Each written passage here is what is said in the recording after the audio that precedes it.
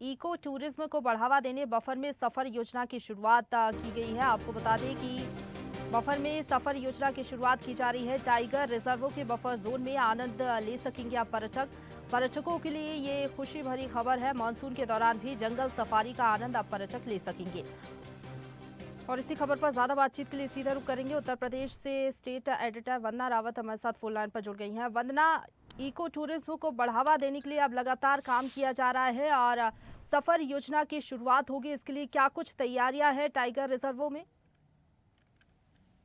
देखिए प्रशंसा, मुख्यमंत्री योगी आदित्यनाथ के विजन के मुताबिक अब जो वन्य एवं वन्य जीव विभाग है वो उत्तर प्रदेश को इको टूरिज्म के हब के तौर पर विकसित करने जा रहा है। और वन विभाग के इससे संबंधित जो भी अधिकारी उनके मुताबिक ये बताया गया है कि प्रदेश के जो प्राकृतिक सुंदर और जैव विविधता को संरक्षित करते हुए बफर में सफर योजना की शुरुआत की जा रही है। इसके तहत जो प्रदेश के टाइगर रिजर्वों में नए सफारी रूटों के साथ साथ धीरा और मोहम्मदी जैसे क्षेत्र हैं, वहाँ पे इको टूरिज्म की नई संभावनाओं को भी तराशा जा रहा है और विकसित किया जा रहा है। साथ ही जो स्थानीय लोगों को गाइड, रेस्टोरेंट संचालन के रूप में प्रशिक्षित भी किया जा रहा है। इससे इको टूरिज्म से पर्यटन को बढ़ावा तो मिलेगा ही और साथ ही जो स्थानीय जो लोग हैं उनको रोजगार में भी बढ़ावा दिया जाएगा। इन प्रयासों का जो परिणाम है वो यूपी में पिछले कई सालों से किया जा रहा था और इको टूरिज्म को पर्यटकों की संख्या में भी जो वृद्धि है लगातार देखने को मिल रही है। हालांकि अब जो बरसात का समय है उसमें भी अब जो पर्यटक है इस चीज का वो आनंद ले सकेंगे, क्योंकि बरसात के समय में ये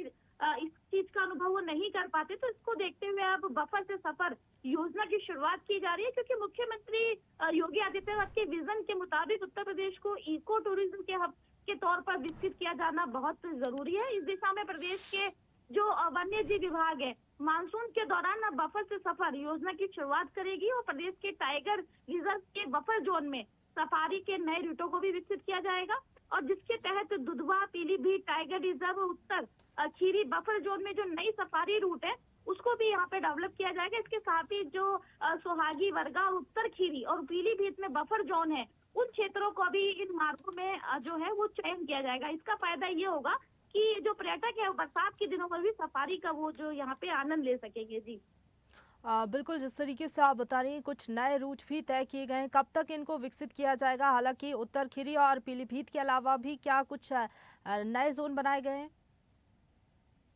देखिए प्रशंसा, क्योंकि इको टूरिज्म को लेकर लगातार जो प्रदेश सरकार है वो इस दिशा में काम कर रही थी। इसको बढ़ावा देने के लिए जो टाइगर रिजर्व है और जो अन्य जंगल है, जो अतिरिक्त अन्य जो संभावना है उसको भी विस्तार देने का कार्य जो है वो बहुत तेजी से किया जा रहा है। इस दिशा में लखीमपुर खीरी के जो भीड़ और मोहम्मदी क्षेत्र के जो इको टूरिज्म के स्पॉट है उसको विकसित भी किया जा रहा है। दक्षिण खीरी के गोला जो मोहम्मदी रेंज है, भीड़ से टूरिस्ट सर्किट का भी निर्माण किया जा रहा है, जिसमें पर्यटकों को काफी सहूलियत होगी। और साथ ही जो क्षेत्र में पड़ने वाली जो सेमराई झील है और पक्षियों के प्रवास के लिए जो प्रसिद्ध है, इसको भी सर्किट में पर्यटकों के मनोरंजन के लिए शामिल किया जाएगा।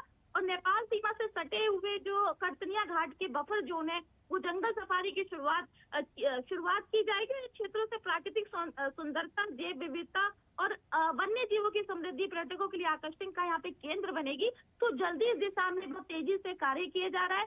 पीलीभीत, दुधवा, लखीमपुर खीरी इन क्षेत्रों में टूरिज्म इको को बढ़ावा देने के लिए सरकार बहुत तेजी से काम कर रही है। जी शुक्रिया आपका हमारे साथ जुड़ने के लिए और अपडेट हम तक पहुंचाने के लिए। वंदना, ताजा खबरों के लिए लाइक, फॉलो और YouTube पर सब्सक्राइब कर बेल आइकन दबाएं। साथ ही ताजा अपडेट्स के लिए स्वदेशलाइव.com पर विजिट करें।